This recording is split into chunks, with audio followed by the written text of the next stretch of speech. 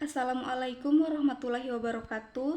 Perkenalkan, nama saya Nurhayati Olii, mahasiswa Universitas Negeri Gorontalo, jurusan Fisika, Prodi Pendidikan Fisika kelas B. Pada video kali ini saya akan mempresentasikan rencana pelaksanaan pembelajaran atau biasa disingkat dengan RPP. Untuk identitas sekolah, di sini nama satuan pendidikan SMA Negeri 1 Kota Mobagu, mata pelajaran fisika, kelas 10, semester ganjil, materi pokok gerak lurus, untuk alokasi waktu 3 jam pelajaran dalam 1 kali pertemuan. Tahun ajaran 2021-2022. Komponen yang pertama yaitu kompetensi inti. Pada kompetensi inti terdapat 4 poin. Kompetensi inti yang pertama, menghayati dan mengamalkan ajaran agama yang dianutnya.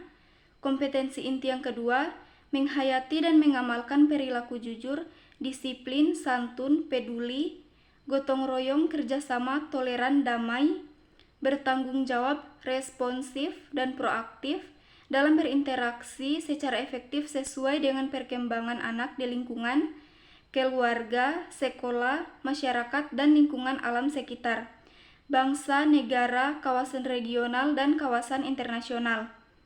Kompetensi inti yang ketiga, memahami, menerapkan, menganalisis pengetahuan faktual, konseptual, prosedural, dan metakognitif berdasarkan rasa ingin tahunya tentang ilmu pengetahuan, teknologi, seni budaya, dan humaniora dengan wawasan kemanusiaan, kebangsaan, kenegaraan, dan peradaban terkait penyebab fenomena dan kejadian, serta menerapkan pengetahuan prosedural pada bidang kajian yang spesifik sesuai dengan bakat dan minatnya untuk memecahkan masalah. Kompetensi inti keempat, mengolah, menalar, menyaji, dan mencipta dan ranah konkret dan ranah abstrak terkait dengan pengembangan diri yang dipelajarinya di sekolah secara mandiri, serta bertindak secara efektif dan kreatif dan mampu menggunakan metode sesuai kaidah keilmuan. Kemudian, komponen yang kedua yaitu kompetensi dasar dan indikator pencapaian kompetensi. Untuk kompetensi dasar, di sini terdapat 2 poin. Yang pertama, 3.3, menganalisis besaran-besaran fisis pada gerak lurus dengan kecepatan konstan dan gerak lurus dengan percepatan konstan. Untuk 4.3, menyajikan data dan grafik hasil percobaan untuk menyelidiki sifat gerak beda yang bergerak lurus dengan kecepatan konstan dan gerak lurus dengan percepatan konstan. Untuk indikator pencapaian kompetensi, untuk 3.3.1, menganalisis besaran-besaran fisika pada gerak dengan kecepatan konstan. 3.3.2, menganalisis besaran-besaran fisika pada gerak dengan percepatan konstan. Dan 3.3.3, menganalisis grafik gerak lurus dengan kecepatan konstan dan gerak lurus dengan percepatan konstan. Kemudian, indikator pencapaian kompetensi pada 4.3.1, mencatat data yang diperoleh dari percobaan gerak lurus dengan kecepatan konstan dengan menggunakan kereta atau mobil mainan. Untuk 4.3.2, mencatat data yang diperoleh dari percobaan gerak lurus dengan percepatan konstan dengan menggunakan troli. 4.3.3, menyimpulkan data hasil percobaan. Kemudian 4.3.4, mempresentasikan hasil percobaan benda yang bergerak lurus dengan kecepatan konstan dan gerak lurus dengan percepatan konstan dalam bentuk grafik. Untuk tujuan pembelajaran, yang pertama, melalui kegiatan percobaan, peserta didik dapat menjelaskan karakteristik gerak lurus beraturan. Tujuan pembelajaran yang kedua, setelah melakukan percobaan, peserta didik dapat menggambar grafik hubungan antara V dan T dan grafik hubungan antara S dan T. Kemudian yang ketiga, melalui kegiatan diskusi dan tanya jawab, dengan guru peserta didik dapat menggunakan persamaan GLB dalam pemecahan masalah fisika. Kemudian materi. Untuk materi di sini terdapat fakta, konsep, prinsip, dan prosedur. Untuk fakta yaitu sebuah mobil di jalan tol bergerak dengan kecepatan tetap karena tidak ada hambatan. Kemudian sebuah mobil yang tidak menyadari di depannya ada kucing berlari mendekat akan mengerem hingga mobil berhenti.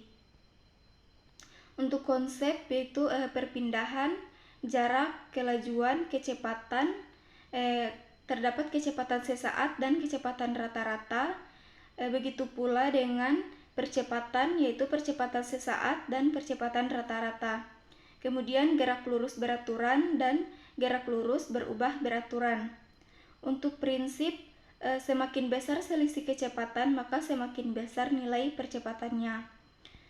Untuk prosedur, diberikan penjelasan secara deklaratif dan dilakukan percobaan sederhana. Untuk pendekatan, metode, dan model pembelajaran, di sini saya menggunakan metode diskusi dan eksperimen.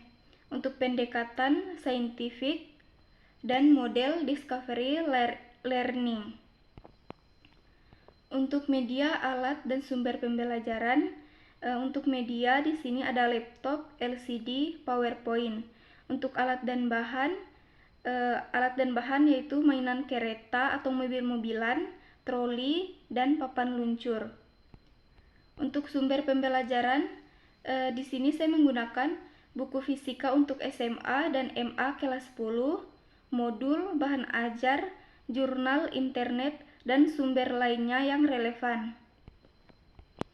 Kemudian di sini ada langkah-langkah pembelajaran.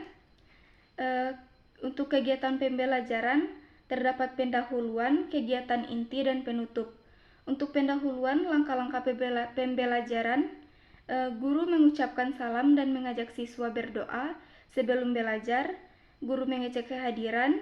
Kemudian apersepsi, guru mengajukan pertanyaan kepada siswa, kemudian memotivasi siswa dan memberitahukan tujuan pembelajaran yang akan dicapai dan materi yang akan dipelajari. Untuk pendahuluan, alokasi waktu yaitu 10 menit. Kemudian untuk kegiatan inti, cakupan materi, konsep gerak lurus yaitu mengamati. Peserta didik diminta agar memperhatikan guru yang sedang menjelaskan materi tentang konsep gerak lurus.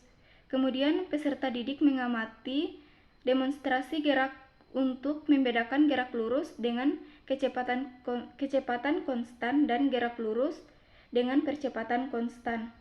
Kemudian di sini mengajukan pertanyaan. Peserta didik diharapkan agar bisa bertanya tentang materi yang sudah dijelaskan. Peserta didik menanyakan perbedaan gerak lurus dengan kecepatan konstan dan gerak lurus percepatan konstan. Kemudian di sini terdapat eksperimen, yaitu di sini peserta didik melakukan percobaan gerak lurus dengan kecepatan konstan menggunakan kereta atau mobil mainan. Di sini peserta didik melakukan percobaan gerak lurus dengan percepatan konstan dengan menggunakan troli. Kemudian komunikasi, di sini mengkomunikasikan dan mempresentasikan hasil percobaan benda yang bergerak lurus dengan kecepatan konstan dengan gerak lurus dengan percepatan konstan. Kemudian untuk alokasi waktu pada kegiatan inti yaitu 160 menit. Dan yang terakhir, untuk kegiatan penutup, di sini peserta didik dapat menyimpulkan hasil pembelajaran bersama dengan guru. Kemudian peserta didik mendiskusikan mengenai perbedaan kecepatan gerak lurus dengan kecepatan konstan dan percepatan gerak lurus dengan percepatan konstan. Kemudian peserta didik mendapatkan penghargaan, misalkan pujian dari guru. Kemudian peserta didik diberikan tugas rumah dan sebelum mengakhiri pelajaran, di sini peserta didik berdoa sebelum mengakhiri. Untuk alokasi pada penutup yaitu terdapat 10 menit. Kemudian untuk penilaian yaitu teknik penilaian, aspek yang dinilai di sini yaitu pengetahuan dan keterampilan. Untuk jenis penilaian, untuk pengetahuan tes tertulis dan keterampilan pengamatan.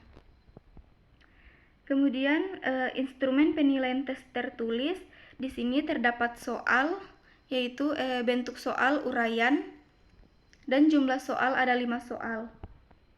Kemudian untuk instrumen penilaian pengamatan, aspek yang dinilai yaitu persiapan, pelaksanaan, dan pelaporan. Baik, sekian itulah presentasi RPP dari saya. Lebih dan kurangnya saya mohon maaf. Wabillahi taufik walhidayah. Wassalamualaikum warahmatullahi wabarakatuh.